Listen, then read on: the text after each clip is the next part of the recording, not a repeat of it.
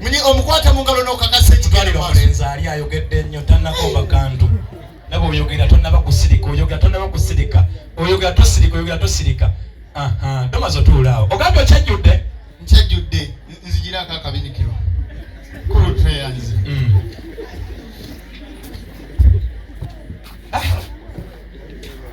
Naye embeera ki eyo gy'otaddewo? Ng'ogiriisa njala. Lyanga atalyanga omuntu mu bantu.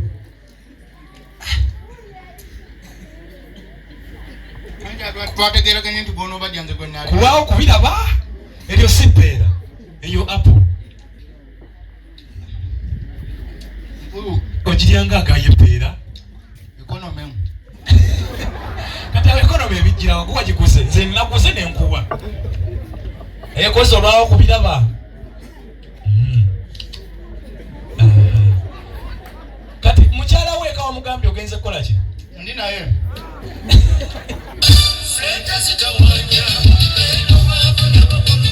N'okunywa konywa domaze muwanywe. Omugaga nga siraba olya. Ekintu kinaamutuga. N'okunywa konywa ne baaba enjala eri kwano.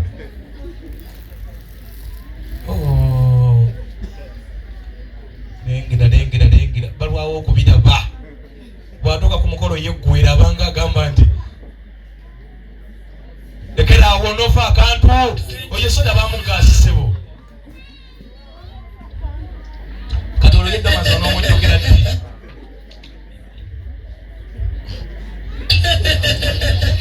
my lord okungiriza ati kati kola boti lekeraawo kati obadde otiita ppeera onogayiza kumukumu kola boti ombuli yange emaze okubukaala mu lubuto taata neeyanza nywako nywa eggwera ddala bulungi mu lubuto soda musumuludde mulava nze mumuwadde kimala kati kola boti ye mukulu kwata entakameza kimugambe atenda bakuwa paasa takitegedde akyali mu kibeera anoonya ntakameza mugambe nti wakikutte dda mu ngalo kati kola boti ye mukulu genda mu lubereberye ye mukulu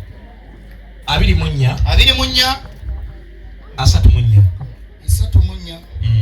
oyinza otandika kwa 33 kale mukulu 33 ne bateeka emmere mu maaso gaalye naye naayogera ndi siirye nga sinnayogera byantumiddwa n'obwegera n'olya n'okunywa ddamu osome bulungi soma binyiri bawandiika awo ne bateeka emmere mu maaso gaalye naye naayogera ndi siirye nga sinnayogera byantumiddwa kati soma Mika 2:10 Mika 2:10 egamba etya Mika 2:10 Mika sura ya 2 koze byandikibwa obisoma mu nnaku nkulu ye mukulu muyimuke mugende kubanga wano si kiwummulo kyammwe kati nga muba muzeemu bagambye ye mukulu nti baatwaniriza ne batulamusa ye mukulu era n'emmeeza gwe twabadde kwabaddeko ebyokunywa n'ebyokunywa ne tubirya ye mukulu wangi wontutte ebyawandiikibwa tugende mu Luka 18 Luka 18 egamba kyati Luka 18 ayogera bw'ati Luka sura ya 10 n'olunyiriri lwa 8 agamba bw'ati na buli kimuga kye munaatuukangamu ne babasembeza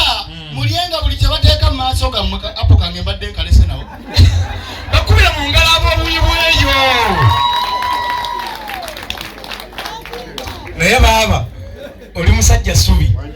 era oli musajja nkerettanyi owa mukulu naye oyina eyamunabuddo mukulu njiina genda maaso tulabe taata njiina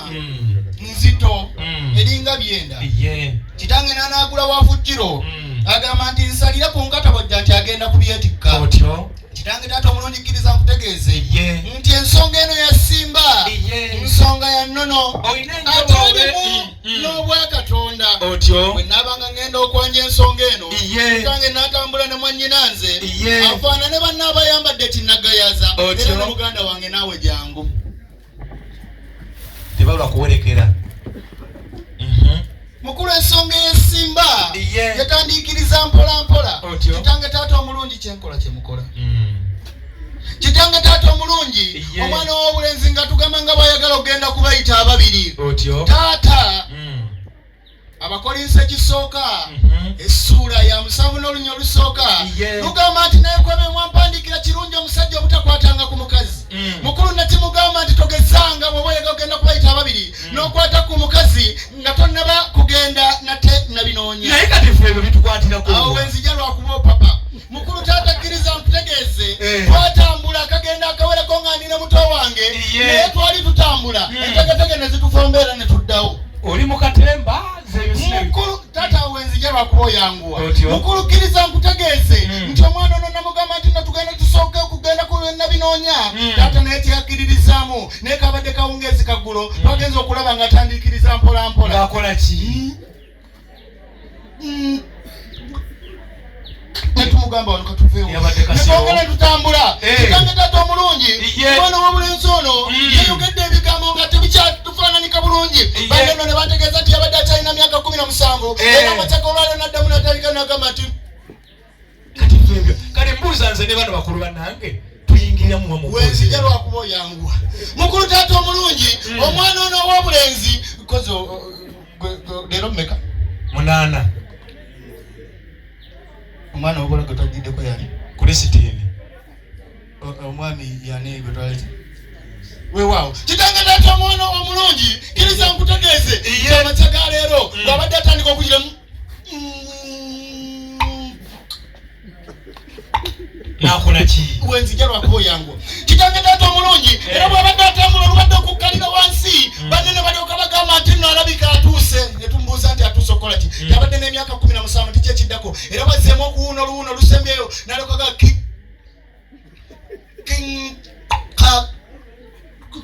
ebyo nno byokola Christine ne balyoka basituka omulundi gumu ne bagamba nti happy birthday to you birthday to you happy birthday happy birthday happy birthday to you awezezza emyaka 18 olwaleero kitange taata omulungi era ensonga z'abadde addako okutunnyonnyola atugambye nti ayinza okuzitembeeta ali buyi bweno taata nga gwamweyitira kayobya kyami wabiri omwana wannyo oluusi yakukomba enziro ku mugongo era taata atugambye nti nno yamutegeeza nti alibeera madinisa zooni kitange nti bw'alijja yali mujja kuggwa ebyo nno byokola ni mukulu ebiraga nti omukulu eggwanga limuvudde mu ngalo bw'okuba omutwe bw'okontola okulaba kyoli musasi mukulu taata era wamanyira nti nno mbeera etandise okutabanguka taata buli muntu wano gwe nazze naye asobola okuyimba bonna bayimbi abo nsaba tuddemu ekigambo kimu kookoonye olyoka okakase nti nno tukati tuvugira saidi ya kono mwingwiringongongwa mwingwi ayangerega awo nno olabira nti omukulu nno eggwanga limuvudde mu ngalo be babantu bali bakulembera tatera mwe muli omuyimbi atasobola kwogera kasito ogambye wano muyita ntya taata omweyitira kayobya kyami wabiri omwana wannyo oluusi yakukomba enziro ku mugongo era nti alibeera mu madinisa zooni taata ye bw'alijja yali tujja kuggwa ki yagamba ajja kubulembereza oba wano mu bantu bange abali taata madinisa zooni iye mukulu nkaleddeyo weetulye dijje bamweewaawo taata kankwanjulire abagenda okunazaako ennaku y'ebyettaka Dream Estate Developers abeesigika mu bikwatagana n'ensonga z'ebyettaka batunda n'okugula ettaka amayumba era n'obikulaakulanya balina eriri mu byapa naawe ayagala eriri mu poloti okuviira ddala ku kakadde kamu emitwalo 2 n'okweyongerayo mu bitundu bya Uganda eby'enjawulo ate gwayagala ery'ekyapa baviira ddala ku miliyoni 10 ettaka lyonna libatunda w'osasulira ekyapa kyo w'okifunira si byakulinda bakafulu nnyo mu by'okusaveeyinga ettaka ensonga z'ekyapa ky'okuzigobako ozikaluubiriza ne documents zonna ezikwatagana n'ebyettaka jangu mu ba Dream Estate Developers balina ploti mu bifo eby'enjawulo nga Kibiribiri Mayangayanga Bukeerere Kasaayi Kabembe ne Nakifuma ate nga ziri kumpi n'ekkubo ate era nga ziriko n'amazzi amasannyalaze amaze gatuuka mudda oli bweru ng'onoonya be weesigisa ssente okukolera ku by'ettaka eby'okuzimbira ennyumba oyagala kugula ploti beebano olina amayumba go ng'onoonya basobola okugakuddukanyiza mu ngeri y'okuŋŋaanya ssente z'obupangisa bano beesigika ba Dream Estate Developers olina ettaka lyoyagala okwerula ba Estate Developers zitrakita baziyina mulina engeri gye mulemeddwa okukkanya mu nsonga z'eby'ettaka basange Bukeerere Katale oba bakubiri ku ssimu 0755 128 009 ne 0758 9755554 ne 0754 436 ne 0753 146 478 email info@dreamestatedevelopers.com ebikwatagana byonna n'eby'ettaka ffe twasalawo ne tubyesiza Dream Estate Developers kubanga beesigika ate bye bakola babitegeera. Dream Estate Developers, expect